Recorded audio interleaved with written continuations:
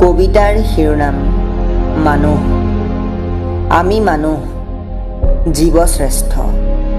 আমাৰ গতি অবিৰত, প্ৰতিজনৰ বুকুত উচ্চাকাংক্ষা। সভ্যতাৰ শীৰ্ষত উৰিছে বিজয় ধ্বজা। জোনৰ দেশলৈও আমাৰ অব্যাহত যাত্ৰা।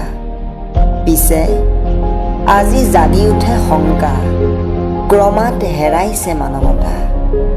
চৌদিশে কেৱল নৃশংসতা, সন্ত্ৰাসবাদৰ ধূলিয়াৰী পৃষ্ঠা।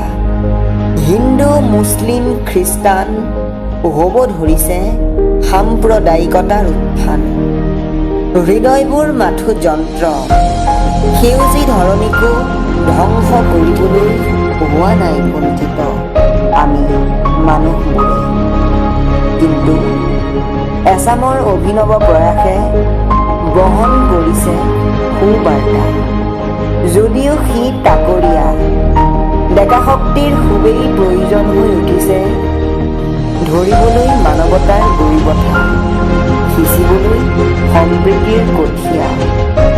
অন্যথা আমি জীৱশ্ৰেষ্ঠৰ আসন হেৰুৱাই পেলোৱাৰেই